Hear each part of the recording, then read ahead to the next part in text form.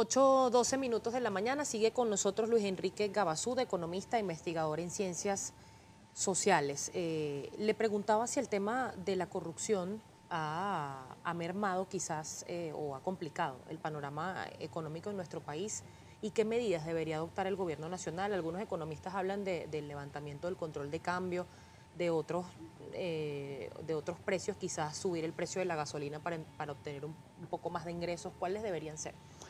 Fíjate, Ninf, yo creo que el problema fundamental es que el Estado recupere su capacidad de ingreso de divisas para poder alimentar la oferta del mercado cambiario y proveer a las necesidades de importación de la economía. Pero al mismo tiempo controlar, una vez que tienes las divisas disponibles, controlar la fuga de esas divisas, es decir, la desviación de esas divisas hacia fines que no son, obviamente, el abastecimiento y el desarrollo de las fuerzas productivas acá en el país. En ese sentido, la variable corrupción es muy importante porque si tú no logras generar suficiente transparencia en los procesos de asignación de las divisas y la utilización y optimización de ese proceso, pues evidentemente siempre vas a tener el problema de que las divisas se te van a desviar. Entonces es imperativo, tú puedes tener todo el ingreso de divisas del mundo, pero igual si se te van como fuga de capitales, pues obviamente no estás haciendo absolutamente nada. Entonces es una combinación de ambos factores. Si tú eliminas el control de cambio, pero no generas oferta de divisas, pues no estás haciendo nada. O sea, Se independientemente van a de generar que... otros vicios. No, sino que no vas a tener cómo sostener el tipo de cambio. El problema que está teniendo Venezuela en este momento es que el tipo de cambio no se logra sostener.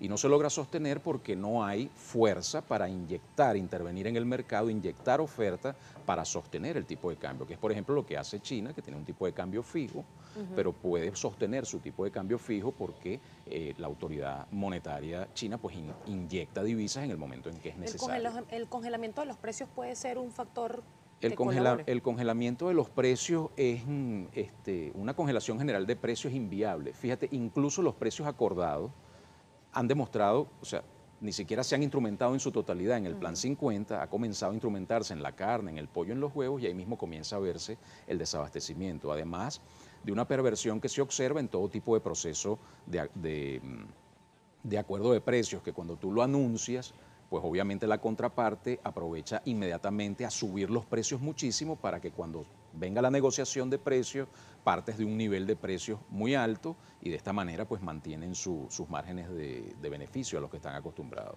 Es lo que ha ocurrido cuando el gobierno anunció los precios acordados, ahí mismo se dispararon los precios, además coincidió con la escalada del dólar paralelo también previo al proceso constituyente y posterior.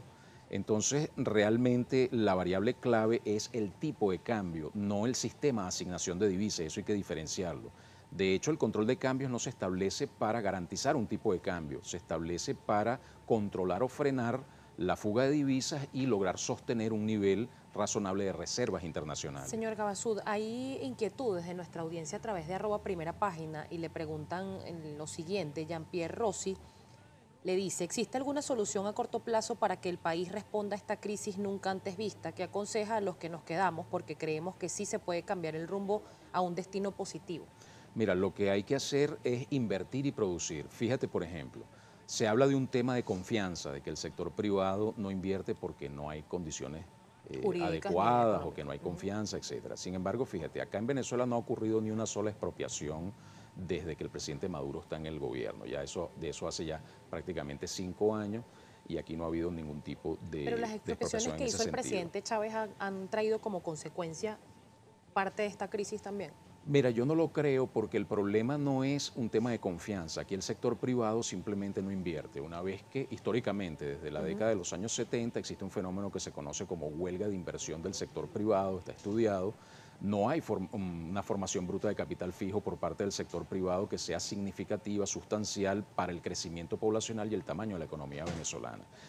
Entonces, ¿qué ocurre? Una vez que las divisas se fugan, no retornan al país. Tú puedes tener todo el incentivo cambiario del mundo y ofrecer todas las condiciones y ventajas impositivas, tributarias, laborales incluso, de cualquier naturaleza, y sin embargo las inversiones no vienen. En este momento la fuerza de trabajo venezolana es una de las más económicas del mundo producto de la tremenda devaluación de la moneda y sin embargo las inversiones no vienen. No existe expropiaciones de hace 5 años, las inversiones no vienen. Entonces, inclusive se estimuló, se fomentó un sector exportador. El propio presidente Maduro lo señaló públicamente. A 300 empresas se les ayudó para que exportaran y sostienen una deuda de enterar al fisco lo que deben enterar por concepto de esas exportaciones de alrededor de $1.000 millones. Inclusive el presidente dijo, se le dieron $200 millones y luego lo que se retorna o se recibe son $40 millones. Entonces realmente no se está haciendo nada. Yo pienso que el Estado debe administrar mucho mejor, con mucho más tino, con mucho más cuidado y con mucho más transparencia las pocas divisas que tiene en este momento y por supuesto todo lo que logre ir obteniendo. Fíjate que los precios del mercado petrolero están repuntando, ya se acercan en torno a los $60 el barril, eso es una buena noticia para Venezuela porque es la única fuente de divisas realmente disponible en el corto plazo, en lo inmediato, sigue siendo nuestra industria petrolera. Ni el sector privado ha invertido para eso, ni otras áreas de actividad del sector público son capaces de generar esas divisas en términos significativos. Somos un país dependiente, hiperdependiente, seguimos siendo lo de la renta petrolera. Esa es nuestra realidad y eso es lo que en definitiva explica nuestra situación económica. Muchísimas gracias. Lamentablemente Gracias el tiempo se nos Estefanía. hizo corto, pero lo volveremos a invitar seguramente para seguir analizando el tema económico y social de nuestro país. Estábamos conversando con Luis Enrique Gabasud, economista, investigador además en ciencias